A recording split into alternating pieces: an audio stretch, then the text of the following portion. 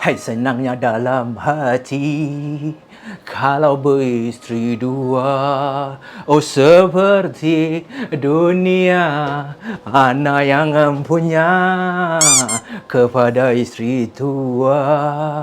Kanda sayang padamu kepada istri muda. I say I love you. Deng deng deng. Istri tua merajuk kalau ke rumah istri muda. Kalau dua-dua merajuk.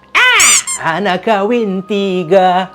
Deng deng deng deng. Mesti pandai pembohong, mesti pandai temberang.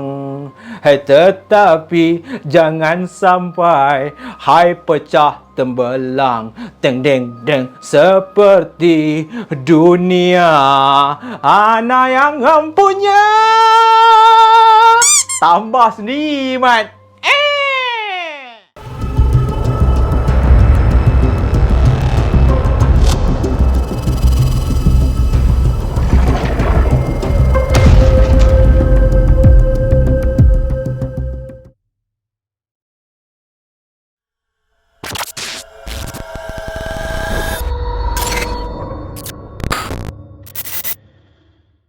In our world these days, it's not wrong if I said that every marriage have their own problem, and this problem have to be solved by the husband or the wife. Cik, tiba-tiba macam Mak Saleh, korang dah cuak dah. Apa hal tiba-tiba Zah starting pula English pula kan? Alamak, susah lah nak faham dah lah. Aku pun English fail apa semua.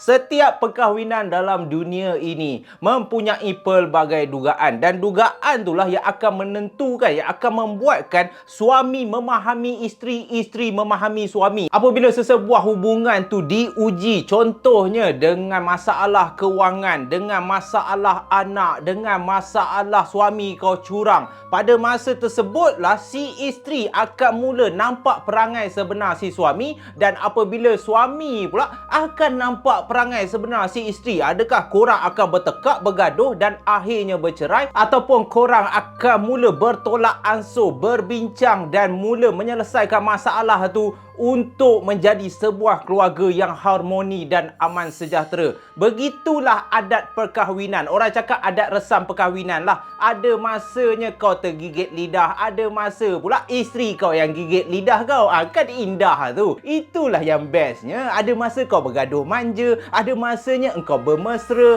Tetapi dalam perkahwinan ni, yang paling penting adalah percaya di antara satu sama lain dan juga sifat bertolak ansur tu. Apabila suami dilanda musibah, isteri kenalah membantu suami. Dan apabila isteri pula yang dilanda masalah, suami pula lah yang kena main peranan menolong isteri menyelesaikan masalah tersebut. Dan itulah yang berlaku dalam perkahwinan Johari dan juga Rohayu. Kedua-dua mereka tinggal di Kelantan dan kejadian ni berlaku pada tahun 2000 guys. Dikatakan setelah 15 tahun mendirikan rumah tangga, mereka diuji dengan lambatnya dapat cahaya mata. Johari dengan Rohayu ni dah berusaha siang malam cuba dapatkan zuriat, cuba dapatkan anak, tetapi orang cakap belum rezeki. Dan dengan sifat sabar di antara suami dan isteri ni, Allah kurniakan mereka dengan 3 orang anak. Bukan seorang, 3 terus. Selepas 15 tahun tak dapat, waktu Rohayu ni diistihar kan, diistihar pula macam mereka pula. Waktu Rohayu ni nak beranak dekat hospital tu, apabila keluar baby, ambil kau zerap sekali 3 orang keluar, semuanya lelaki, kembar 3, semua comel-comel. Dan anak inilah yang telah membuatkan hubungan di antara Rohayu dan juga Johari ni bertambah erat. Perkahwinan mereka berdua bertambah bahagia, murah rezeki, aman damai aku boleh katakan. Tetapi dalam aman damai itulah kadang-kadang kita sangkakan pelangi sampai ke petang, akhirnya hujan ribut di tengah hari. Aku tak tahulah pepatah tu macam mana. Orang cakap engkau tengah aman damai, engkau tengah senang ni lah, akan datangnya satu musibah yang akan menguji di mana tahap keimanan korang dan juga kesabaran korang dalam menempuh pelbagai dugaan di dalam hidup ini guys. Dekat Kelantan, Johari bekerja sebagai penjawat awam di dalam jabatan kerajaan, manakala Rohayu pula bekerja di unit beruniform. Dan dekat syarikat si Johari ni bekerja, dia memegang jawatan yang agak tinggi. Jadi apabila Johari ni memegang jawatan yang agak tinggi, dah kahwin, kaya pula tu, ada pula 3 orang anak. Jadi aura suami orang tu, aku tak tahulah, tetapi kebanyakan perempuan yang aku tanya, kenapa suka suami orang? Majoritinya akan cakap sebab suami orang nampaklah yang dia tu dah stable, at least dia dah ada rumah, dan suami orang ni selalunya lebih matang berbanding orang-orang yang bujang. Sebab itulah suami orang ni dugaan dia berat sedikit. Termasuklah Johari dekat tempat kerja dia tu, pekerja-pekerja perempuan bawah dia, aku boleh katakan majoritinya cuba nak mengayat si Johari ni. Walaupun semua dah tahu Johari ni dah berkahwin dan dah ada pula 3 orang anak. Dan salah seorang pekerja biasa perempuan yang teramat gedik, aku boleh cakap, dekat tempat Johari ni bekerja, bernama Linda. Linda ni apabila dia tahu je Johari ni baru menimang 3 orang cahaya mata, awal-awal pagi lagi Johari masuk je pejabat, Linda ni dah mula dah pergi kat Johari. Dan Linda ni pun cakap lah, Jo, congrats, I rasa I tahulah you happy hari ni. I ada dengar lah orang-orang lain cakap you baru dapat cahaya mata je.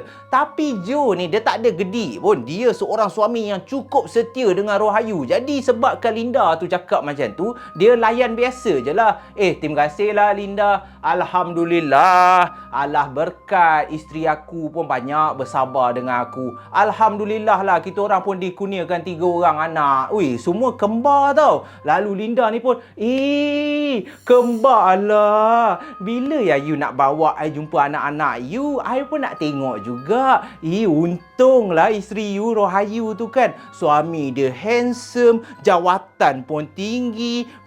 Dapat 3 orang anak pula lagi. So Johari ni pun, alah Linda, tak payah merepek lah Linda, ini semua rezeki. Nanti bila kau dah kahwin, engkau pun akan bahagia juga. Aku selalu doakan kawan-kawan kita semua yang mana belum kahwin ni, cepatlah kahwin, seronok tau kahwin ni. Lalu Linda pun bila dengar Johari cakap macam tu, lagilah inilah peluang dia nak cucuk jarum. So Linda pun cakap lah kat Johari, I ni bukannya tak nak kahwin. Dah you cakap pasal kahwin ni kan, you tak nak kahwin dengan I? Alah, I gurau je lah. Alah, tapi kan laki boleh kahwin sampai 4. I ni pun cantik tau. Jadi apabila Johari dengar Linda cakap macam tu, Johari ni tergelak lah. Lalu Johari ni pun cakap lah dekat Linda, engkau nak aku buat apa? Ramai lagi lah orang-orang yang lain yang handsome-handsome, bujang-bujang. Kau tak payahlah nak merepek. Kalau kau berani jumpa kakak Rohayu tu, kau pergilah. Isteri aku tu kalau tahu perangai kau macam ni, nak rampas laki dia, silap-silap engkau yang kena pelangkong ni. Jadi mereka pun bergelak ketawa lah. Linda ni pun kononnya, alah, kalau betul pun apa salahnya? Tumbuk ya kan Linda ni, geram pula aku kan. Tetapi mesti ada punya orang-orang macam Linda ni yang cuba nak masuk line. Dan kalau korang nak tahu, perangai si Linda ni boleh dikatakan setiap hari macam tu lah. Bukannya baru lagi dia suka kat Johari ni. Sebelum Johari berkahwin dengan Rohayu lagi, si Linda ni dah masuk line dah sebab dia suka Johari ni. Johari ni handsome, pandai berdikari, matang, kerja pun jawatan okey apa semua. Jadi disebabkan itulah Johari ni tak nak isteri dia terasa ke ataupun ada salah faham. Johari ni siap bagi tahu lagi Rohayu yang dekat office dia adalah seorang perempuan ni, nama dia Linda. Linda ni tak habis-habis lah gedik dengan I apa semua. Tapi I bagi tahu you ni bukannya sebab apa sayang. I tak nak you salah faham. I tak layan pun dia. Dan Rohayu pun cakap lah dekat Johari, tak apa sayang, I percaya you. Lagi-lagi pula you ni memang jenis yang setia. Kalau takkanlah I kahwin dengan you. Biasalah tu, kawan-kawan office you nak bergurau dengan you lah. I pun tak ambil serius, tak apa. Begitulah betapa indahnya perkahwinan Johari dan juga Rohayu ni. Tetapi apa yang korang perlu tahu, walaupun Linda ni dia dah try bermacam-macam cara untuk dapatkan Johari ni, tak dapat juga. Jadi disebabkan perangai si Linda ni suka tergedik-gedik, memang suka laki orang, jadi adalah Linda Linda ni waktu dia lepak dengan kawan dia yang merupakan seorang sales girl kan, juru jual dekat satu pasaraya, dan kawan dia ni merupakan seorang janda. Nama kawan dia ni Bona. Dia bagi tahulah Bona ni, dekat office I kerja tu Bona, ya Allah, I punya bos tu handsome betul. Walaupun dia dah kahwin, I tak tahulah kenapa cair ni. Umpama setiap hari pergi pejabat tu, setiap hari jugalah I jatuh cinta dengan dia. Jadi Bona ni apabila dengar je si Linda ni cakap macam tu, Bona ni pun tanyalah, kau ada gambar ke bos kau tu? Betul ke? Handsome ke? Dah kahwin pun apa salahnya? Laki boleh kahwin sampai 4 lah. Lalu waktu bergosip tu, Linda ni siap tunjuk gambar lagi dekat kawan baik dia si Bona ni. Nah, ni gambar dia kan. Handsome tau. Bona ni pun dah mula tertarik dah. Dan disebabkan itulah Bona ni minta tolong si Linda ni, kalau Linda tak boleh dapatkan si Johari ni, apa kata engkau ambil gambar aku, kau tunjuk dekat Johari tu. Manalah tahu Johari tu suka aku ke kan. Sebab aku ni pun cantik juga. Lagi-lagi pula aku ni janda tak ada anak. Tengok badan aku meletup ni. Dan apabila Bona ni cakap macam tu, Linda ni pun setujulah untuk kenalkan Johari ni dengan kawan baik dia si Bona ni. Jadi dikatakan adalah satu hari ni, sejak daripada mereka berdua ni bergosip di pejabat Johari ni, Linda pun pada waktu tengah hari tu pergilah berjumpa Johari. Johari ni dah tahulah perangai Linda ni, ini mesti nak ajak aku kahwin lagi ni. Tetapi kali ni tidak guys, berbeza sedikit. Linda ni cakap dekat Johari, Johari, kau tak payah jual mahal dengan aku sangat lah. Alah, aku pun tak apalah, tak dapat kau pun tak apalah. Janji aku boleh tengok muka kau setiap hari pun aku dah puas hati dah. Tapi kau dengar dulu ni, aku ada kawan tau, nama dia Bona. Dia ni janda tau, janda meletup. Kau tengok gambar dia. Berkali-kali Johari tak nak. Johari cakap kat Linda, Linda, tak payahlah Linda. Tak payah sampai tahap macam ni. Tak payah perkenalkan aku dengan kawan-kawan kau ke apa. Aku ni dah kahwin. Kalaulah aku nak kahwin lain pun, nanti aku minta tolong kau. Sekarang ni, tak ada. Aku memang setia dengan isteri aku. Tetapi berkali-kali jugalah Linda ni paksa. Alah, tengok je lah dulu Johari. Kalau kau tak suka, tak payah. Senang je.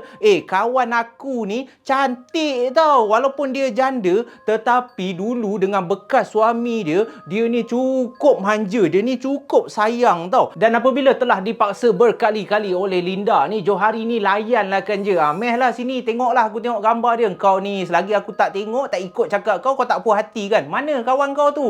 Lalu Linda pun tunjuklah, ni gambar dia. Kau tengok badan dia. Ini baru gambar. Kau belum jumpa depan-depan lagi. Kalau kau nak, aku boleh bawa kau jumpa depan-depan. Alah, bukan salah pun. Kalau tak jadi kahwin pun tak apa. Engkau jumpalah dulu. Manalah tahu kau suka berkenalan, jadi kawan dulu ke. Lalu Johari pun tengoklah. Bila Johari tengok, dalam hati Johari ni, walaupun dia setia dengan isteri dia, tetapi itulah dugaan nama dia. Memang betul pun Bona ni rambut cantik, badan tu tak payah cakap lah. Memang Bona ni jaga betul badan dia. Tetapi apa yang mengejutkan Johari, bila Johari dah tengok macam tu, iman dia pun dah bergoyang sedikit. Lalu Johari pun terus cakap kat Linda, tak apa lah Linda.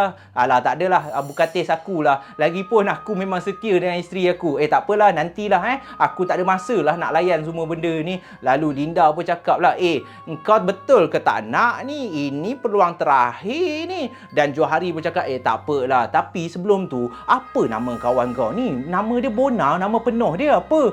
Terus Linda ni bagi tahu, yang membuatkan Johari ni terkejut. Nama penuh dia lagi meletup engkau. Orang panggil dia Bona lah, kawan-kawan panggil Bona. Tetapi nama sebenar dia Bonanza. Macam menang hadiah tu. Kalau kau kahwin dengan dia, setiap hari kau boleh menang hadiah tau. Bonanza, Bonanza. So Johari ni bila dengar nama kawan, pelik betul lah. Apa hal nama kawan kau dah cantik dah, nama Bonanza tak ada nama lain ke? Lalu mereka pun bergelak ketawa lah. Dalam bergelak ketawa tu, dalam hati si Linda ni, nak tak nak, walaupun dia tak boleh dapat Johari, tetapi dia akan pastikan yang kawan baik dia yang bernama Bonanza ni dapat memiliki si Johari ni, guys. Sewaktu Johari sedang sibuk bekerja di pejabat dia pada petang tu, tiba-tiba macam biasa guys, Linda ni pun datanglah masuk ke pejabat si Johari ni. Lalu Linda pun memegang satu cawan. Lalu Johari pun tanyalah Linda ni, Linda, kenapa ni? Nak apa ni? Alah, engkau ni Johari. Sejak dua menjak ni sombong betul dengan aku. Ni aku bawakan kau kopi. Aku tengok engkau ni keras betul bekerja lah kan. Tak penat ke ni ambil lah kopi ni, aku buat khas untuk kau ni. Lalu Johari pun mengucapkan terima kasih lah. Johari ni tak fikir apa pun sebab dia tahu dah perangai Linda ni. Walaupun Linda ni gedik lah, walaupun Linda ni tak habis-habis cuba mengayat dia, tetapi Linda ni cukup mengambil berat tentang si Johari ni. Jadi bila Linda ni bawakan kopi, dan kopi tu pula memang kesukaan bagi diri si Johari ni, Johari tak fikir panjang lah. Lalu Johari pun cakap terima kasih, dan Johari pun teguklah kopi tu. Sambil teguk kopi tu, tiba-tiba Johari ni dah rasa lain macam. Rupa-rupanya kopi yang diberikan pada petang tersebut bukanlah kopi biasa guys. Bukan juga kopi jantan, bukan juga kopi tongkat ali ke apa, tetapi kopi bukan sebarang kopi. Yang disangkakan kopi, banyak betul ayat kopi Zaf. Rupa-rupanya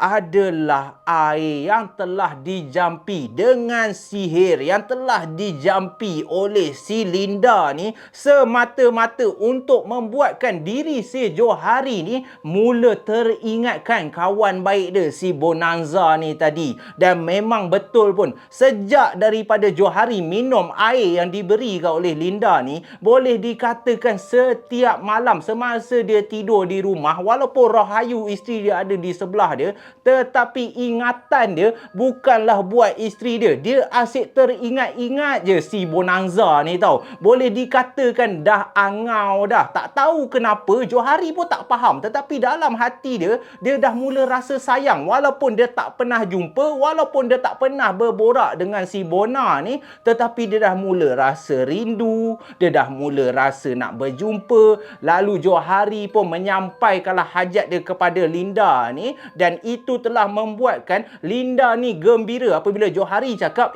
aku rasa aku naklah terima tawaran kau tu. Aku rasa aku naklah berkenalan dengan kawan baik kau. Aku nak jumpa dia, aku nak kenal isi hati dia. Lalu Linda ni pun cakap lah, kan aku dah cakap Johari, engkau ni yang terlalu jual mahal. Aku tahu dah, sejak kau tengok gambar dia, aku dah tahu dah engkau mesti suka kan si Bonanza ni. Dan Johari pun tak menafikan apa yang dia rasa memang betul pun, walaupun dia sendiri tak faham kenapa dia boleh ada perasaan macam tu. Dan apabila mereka dah bersetuju, dikatakan adalah satu hari ni si Linda ni bawalah Johari ni untuk bertemu dengan Bonanza ni. Dan sejak pertemuan tu, aku boleh katakan perangai Johari ni dah mula berubah dah. Dahulunya setiap kali lepas habis kerja je, dia akan pulang ke rumah. Sekarang ni lepas habis kerja je, dia akan keluar dahulu bersama Bonanza ni, pergi makan lah.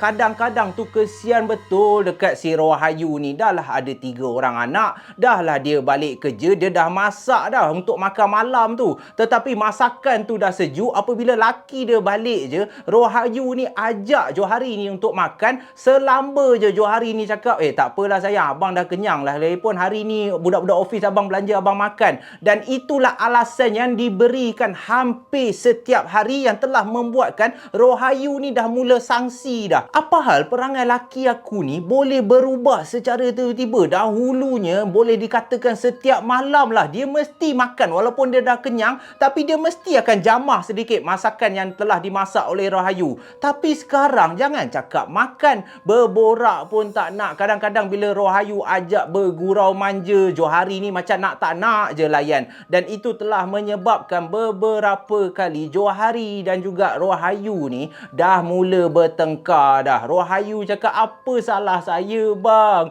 Saya buat semua untuk abang. Saya jaga anak. Saya faham abang sibuk bekerja, tetapi masakan saya abang dah tak masak. Sekarang ni abang dah tak nak bermain dengan saya. Abang dah tak nak bergurau dengan saya. Apa salah saya bang? Lalu Johari pun terus, padahal si Rahayu tu cakap elok-elok, tapi Johari ni tak tahu kenapa dah mula panah baran dah. Rahayu, dah lah tu, abang penat lah macam ni. Engkau ni 24 jam asyik membebel je kerja engkau. Aku ni dah lah penat bekerja cari duit untuk engkau, cari duit untuk anak-anak. Aku ingatkan balik kerja engkau layanlah aku elok-elok. Tapi engkau asyik membebel je. Sebabkan perangai kau macam ni lah aku marah, kau tahu tak? Dulu engkau tak ada pun perangai macam ni. Dia salah kau pula Rohayu. Padahal dia yang berubah tu. Rohayu ni dah menangis teresak-esak dah. Lagi teruk bila Rohayu ni menangis, lagi teruk Johari ni marah.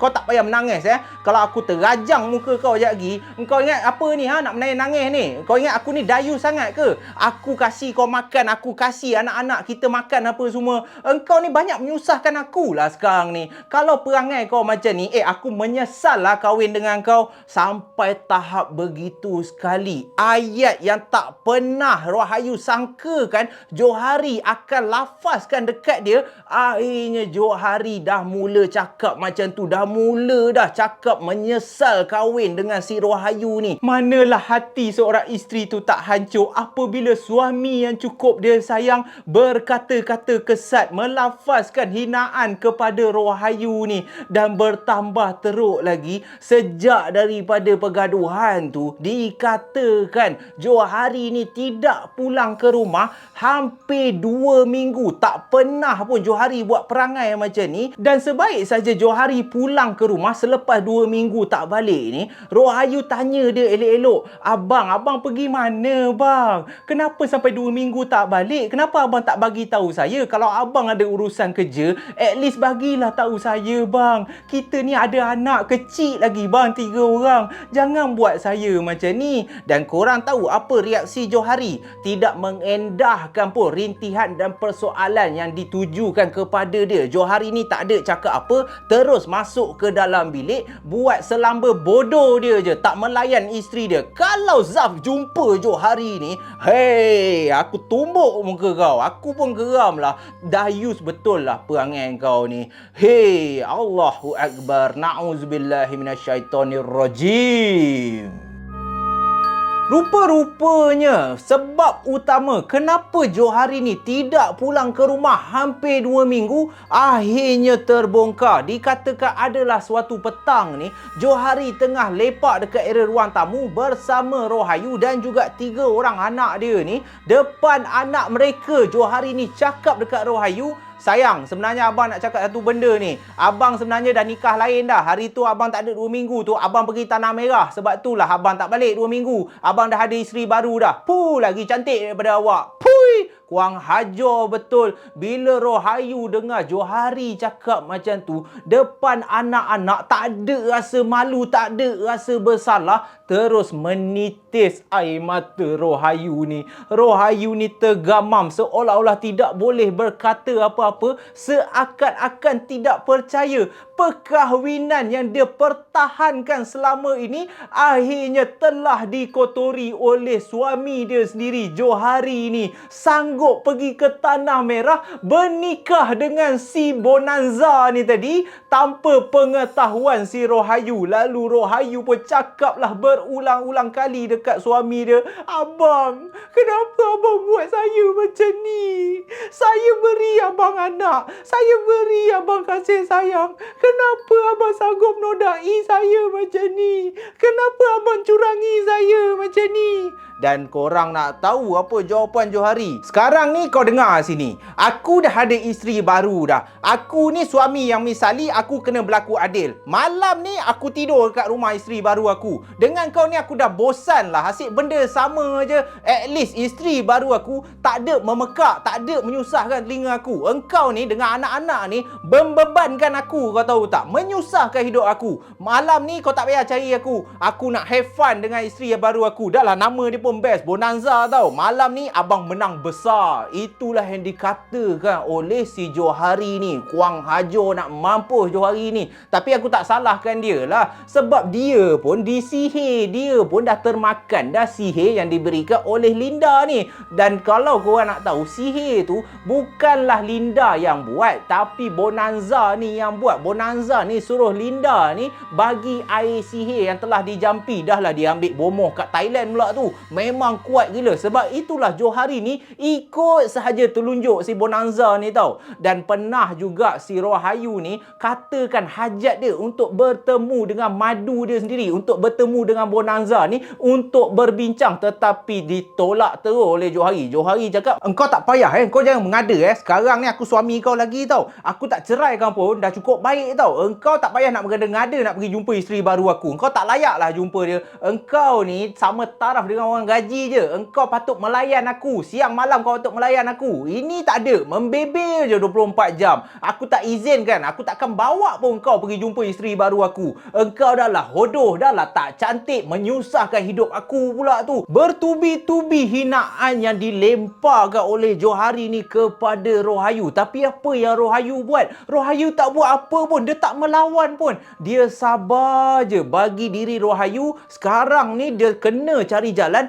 macam mana nak pulihkan balik keadaan dia bersama laki dia. Sebab dia tahu perangai sebenar Johari bukanlah macam tu. Johari ni seorang yang hormat kepada isteri, seorang yang bertanggungjawab. Tidak sama sekali Johari ni akan lakukan dia dengan begitu teruk. Johari ni kemungkinan telah terkena sihir, dan disebabkan itulah Rohayu ni cuba juga pergi berjumpa ustaz. Ustaz tak boleh tolong. Pergi pula jumpa ustaz lain, rawatan Islam yang lain pun sama tak boleh tolong. Sampai ke Rohayu ni hilang kewarasan. Dia sanggup semata-mata nak selamatkan perkahwinan dia, dia pergi berjumpa bomoh. Allahu Akbar. Itulah satunya kesalahan yang Rohayu ni buat. Dia dah termakan dah hasutan daripada syaitan yang sering kali membisikkan kat telinga dia. Dah alang-alang rawatan Islam tak boleh tolong kau. Kau pergilah jumpa bomoh. Bomoh boleh tolong kau. Tak salah. Sekali sekala bila orang buat engkau buatlah balik dekat dia. Laki kau tu dah kena sihir tu. Biarlah engkau selamatkan perkahwinan kau. Kau pergi jumpa bomoh, engkau balas balik apa yang Bonanza tu buat dekat laki kau. Jadi itulah yang dinamakan bisikan syaitan. Apabila seseorang manusia tu dilanda musibah yang teramat berat, dah tak ada jalan, dah minta tolong dekat perawat tak boleh tolong, lalu Rohayu pun pergilah berjumpa bomoh. Rohayu nak bomoh ni balas balik apa yang Bonanza tu buat dekat Johari, apa yang Bonanza tu telah merosakkan keluarga dia. Rohayu ni nak bomoh ni balas balik apa yang Bonanza ni buat. Na'udzubillah, dah macam tu pula. Daripada seorang je sesat, daripada seorang je jahat, Rohayu ni pula dah rosakkan diri dia sendiri. Sebab apa? Sebab dia terlalu sayang, dia terlalu kasihkan Johari. Dan apabila macam tu, keadaan yang telah teruk menjadi bertambah teruk sehingga keadaan dah tak terkawal lagi. Lalu Bonanza pun pergilah berjumpa dengan Rohayu untuk pertama kalinya di Pekan Kelantan tu. Dia jumpa di bandar Kelantan tu tanpa pengetahuan Johari. Dan sewaktu mereka berdua berjumpa dekat bandar tu, Rohayu masih lagi bertolak ansur, masih lagi berlemah lembut dengan Bonanza ni. Rohayu siap merayu kat Bonanza ni, tolonglah, janganlah buat suami saya macam tu. Sudahlah, kalau awak nak, awak kahwinlah dengan dia dengan cara yang baik. Saya boleh terima. Kenapa awak sanggup sihir dia? Kenapa awak sanggup rosakkan hubungan kami sedangkan kami baru dapat anak? Tetapi yang kurang hajarnya, para perempuan akan geram jawapan Bonanza ni. Sebab Bonanza ni boleh cakap dekat Rohayu, hello, siapa nama kau tadi? Rohayu je. Tak kelas langsung nama. Sebelum nak tuduh I bukan-bukan, tolong sikit. Kau ingat aku nak sangat laki kau tu? Kau ingat aku ni apa? Sengket sangat. Apa macam diva AA pula? Lantaklah. Hello, aku ni berduit, okey? Aku ni tengoklah badan aku. Johari tu yang terhegeh-hegeh nakkan aku. Aku layan je lah janji dia boleh support aku, dia boleh kasih aku duit, cukup lah. Yang kau kau ni apa hal yang meroyan tiba-tiba nak serang aku ni? Tak puas hati ke apa? Berkali-kali kena lagi tu dengan Bonanza ni. Kurang ajar betul. Rohayu ni merayu. Dia cakap dah lah tu. Tak baik kita macam ni disebabkan seorang lelaki hubungan kita teruk jadi sampai tahap ni kan. Sanggup menyihir, sanggup merosakkan hubungan keluarga orang lain apa semua. Tetapi tak diendahkan. Akhirnya bila dah cakap elok-elok, agak-agaknya telinga Bonanza ni dah bengkak dah panas dah. Rohayu ni tak habis-habis salahkan dia. Terus daripada perwatakan yang macam gedik-gedik tu, Bonanza ni tunjukkan perangai dia yang sebenar. Dia cakap dekat Rohayu sebelum mereka berpisah tu, "Hey Rohayu, kau dengar sini kau ni kan, dah lah selekeh tak kelas lah. Aku tengok kau ni, dah lah kau ni miskin. Kau ni apa hal ni nak serang-serang aku macam ni? Kalau betul lah aku sihir laki kau pun, apa masalah kau? Dah dia suka aku suka dia. Pergi mampus lah kau pun. Kau ni tunggu. Aku belum puas lagi sihir kau ni. Esok lusa engkau mampus. Aku akan kerjakan sampai kau mati, kau tahu tak? Paling best pun kalau aku nak buat lah untuk kau ni kan, untuk level pencacai macam kau ni, aku tak nak lah bunuh kau. Aku akan sihir anak-anak kau, biar anak-anak kau mati depan kau. Baru kau tahu betapa sakitnya hati aku. Engkau maki aku macam ni, engkau ajak jumpa ni semata-mata sebab apa? Kau nak malukan aku. Kononnya aku yang terhegeh-hegeh kat Johari tu. Engkau tunggu kau. Aku tak habis lagi dengan kau ni. Dah lah. Aku pun masa dah tak banyak lah nak layan pencacai macam kau ni. Aku balik dulu. Kalau kau nak cari laki kau carilah dia dekat rumah aku. Dia sedang syok meratah badan aku daripada badan kau. Tata. Itulah jawapan si Bonanza ni. Geramnya Zaf. Sabar. Cerita malam ni memang menyakitkan hati. Kurang hajar betul. Body shaming pula lagi. Cakap Rohayu tu pencacai pula. Padahal Bonanza ni yang rampas laki orang. Dia pula yang marah lebih. Dan dah disebabkan macam tu, Bonanza ni pun dah ada hati yang teramat hitam. Rohayu ni pun dah reda dah. Dia dah tak nak jumpa bomoh dah. Bagi dia tak ada kesudahan. Benda ni dia telan je lah. Walaupun pahit, tetapi Rohayu ni anggap tak apalah. Aku telan je lah. Aku pun tak nak derhaka dengan laki aku. Dan disebabkan perangai Rohayu yang teramat baik, yang tak nak pergaduhan ni menjadi bertambah besar, akhirnya telah memakan diri dia dan lagi teruk telah membuatkan nyawa anak-anak dia terancam, guys.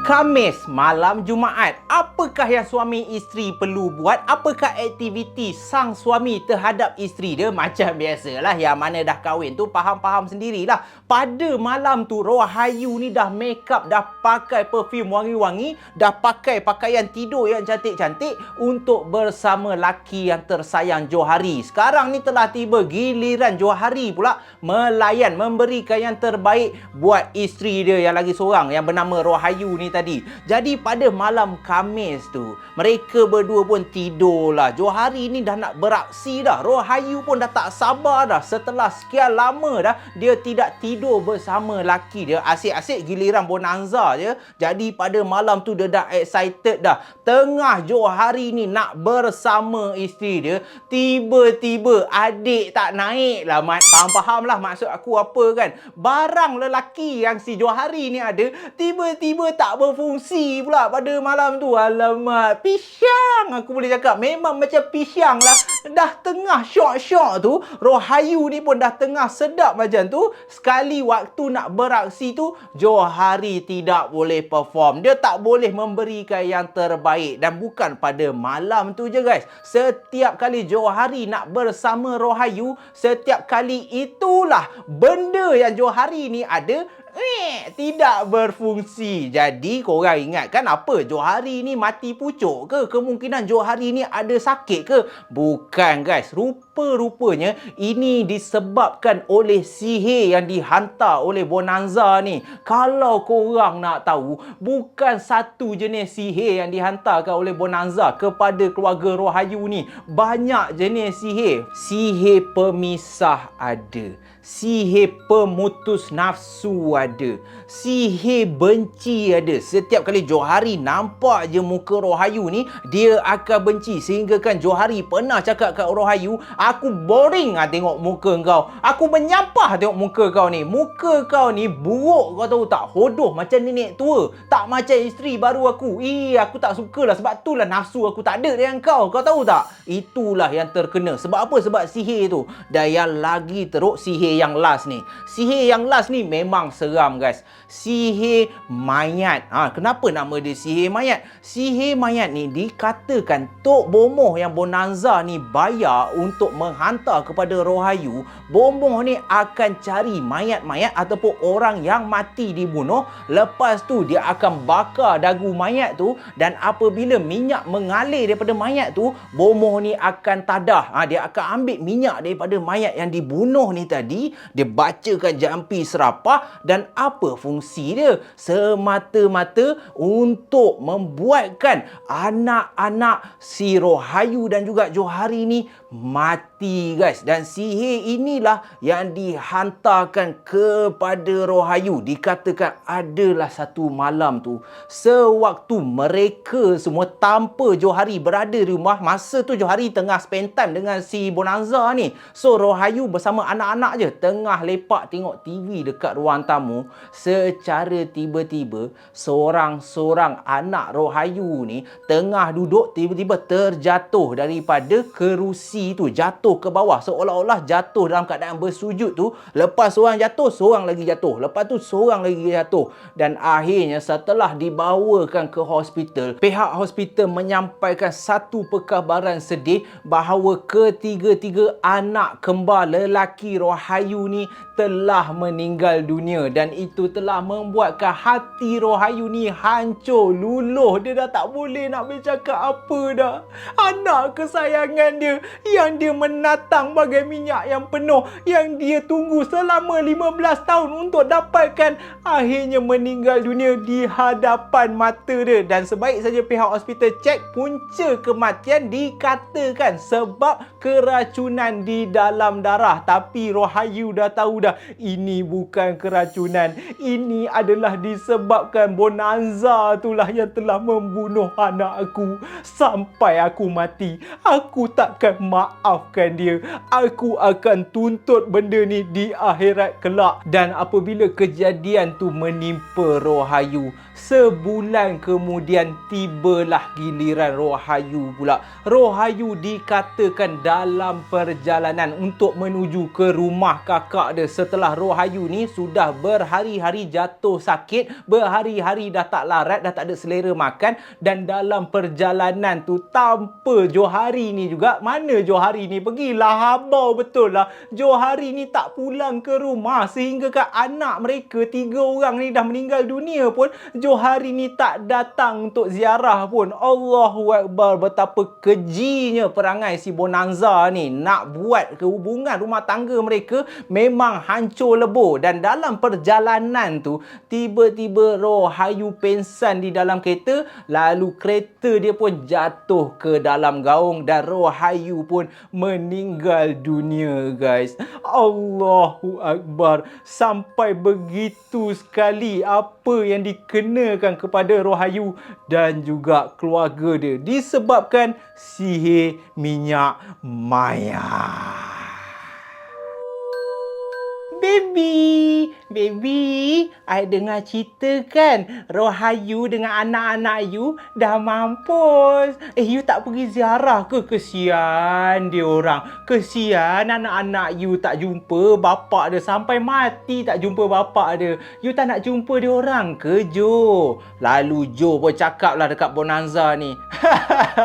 Apa ni sayang Intan Payung, biarlah dia orang mati, kita boleh hidup bahagia. Abang tak pernah rasa bahagia macam ni. Biarlah, lagipun dia orang kan ada mak dia orang. Alah, dah ajal nak buat macam mana. Yang penting kita bahagia. Lagipun sekarang ni abang dah boleh spend time masa dengan sayang. Diri abang ni hanya milik sayang seorang. Itulah dia keadaan di antara Bonanza dan juga Johari ni. Johari ni seakan-akan hilang kewarasan otak dia, langsung tak ada kesian, langsung tak ada simpati. Padahal anak yang dia lahirkan, anak kandung dia meninggal dunia pun, dia boleh cakap macam tu. Isteri yang susah payah bersama dengan dia sejak muda sampai sekarang pun dia boleh tak ambil endah macam tu, semata-mata untuk memuaskan nafsu, semata-mata untuk meluangkan masa bersama Bonanza ni. Aku dengar pun dah naik geli lah, gedik betul lah dua orang ni kan. Jadi disebabkan itu, Johari ingatkan hidup dia dah bahagia. Johari tak cukup kenal isteri dia yang bernama Bonanza ni sebenarnya ada niat lain. Hati Bonanza ni lebih jahat, lebih hitam daripada iblis tu sendiri. Sebab apa aku cakap macam tu? Selepas kematian Rohayu dan juga 3 orang anak tu, sekarang ni tiba pula giliran si Johari ni. Rupa-rupanya Bonanza telah mengenakan sihir yang sama, sihir mayat yang dia kenakan kepada keluarga Johari ni kepada diri Johari sendiri. Dan dikatakan selepas sihir tu terkena kepada Johari, Johari pun meninggal dunia. Sewaktu tengah makan tu, Bonanza letakkan minyak mayat tu di dalam makanan yang dia masak untuk Johari. Dan waktu Johari tengah makan, tengah-tengah makan tu jugalah, tiba-tiba Johari ni muka dia terjatuh dekat atas nasi tu, dekat area ruang tamu tu, dekat rumah Bonanza ni, dekat banyak pula dekat Zaf ni pun. So bila dah nampak keadaan macam tu, apa reaksi Bonanza ni? Bila dia tengok Johari ni dah terjatuh macam tu, dia dah tahu dah sihir mayat tu telah menjadi. Lalu Bonanza pun gelak lah macam setan. Kelakar betul lah keluarga ni. Ya Allah, Johari, aku tak sangka engkau dengan anak beranak kau bodohnya lah. Sekarang ni hidup aku lagi aman. Aku pun malas lah nak layan kau ni sebenarnya, Johari. Engkau dengar tak? Lupa dah mati rupanya. Aku bukan kisah pun pasal kau. Sekarang ni harta kau jadi milik aku. Sebab Bonanza ni niat utama dia hanyalah untuk membolot segala harta yang Johari ni ada. Sebabkan kehidupan dia sebelum dia kenal dengan Johari ni tak adalah senang sangat, kesempitan wang apa semua. Jadi bila dia tahu keluarga Johari ni kaya, dia bukannya nak dekat Johari ni, tetapi dia nak harta yang Johari ni ada supaya kehidupan dia boleh mewah. Dia boleh spend time dengan mana-mana lelaki yang dia nak. Tak kisahlah laki bujang ke, boyfriend orang ke, suami orang ke, janji orang tu ada duit, boleh memberi dia kekayaan, dia akan bedal je untuk pemuas nafsu ke, untuk have fun ke. Itulah betapa teruknya perangai si Bonanza ni. Tapi bak kata pepatah lah, jahat dibalas jahat, baik dibalas baik. Segala kejahatan yang Bonanza ni lakukan terhadap keluarga Johari dan juga Rohayu ni akhirnya memakan diri dia sendiri. Dikatakan satu hari tu secara tiba-tiba Bonanza ni muntah darah. Badan dia naik kudis-kudis di seluruh badan. Dia pergi jumpa bomoh, bomoh pun tak boleh nak tolong. Dia pergi juga jumpa pihak hospital pun tak boleh detect. Pihak hospital pun tak tahu kenapa dia muntah darah, kenapa seluruh muka dan badan dia naik kudis-kudis. Ada kudis warna hitam lah, warna merah lah, lepas tu ada keluar darah-darah sedikit kan. Lalu Bonanza pun terlantar je lah dekat rumah tu dengan penuh seksa. Tak tahulah penyakit apa yang dia alami, tapi dikatakan disebabkan terlalu sakit, Bonanza ni dah tak boleh hadap dah kesakitan yang ada kat badan dia. Dan disebabkan Bonanza ni dah tak tahan dah kesakitan yang dia alami,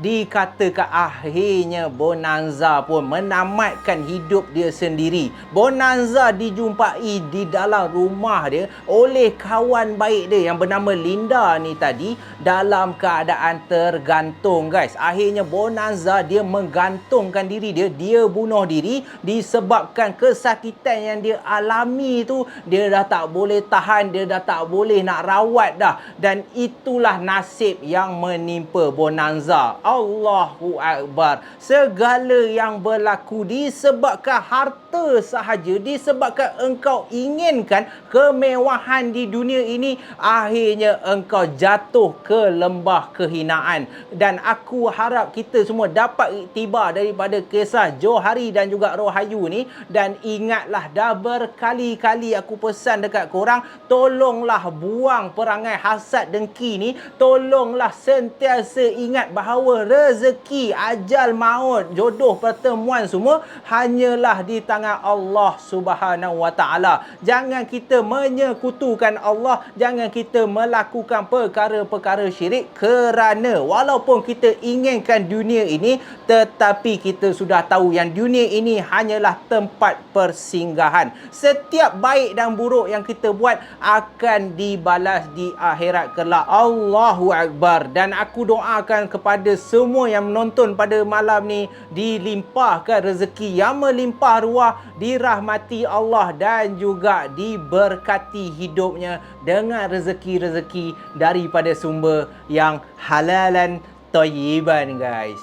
Yeah. Jadi itulah saya, guys, kisah untuk malam ni.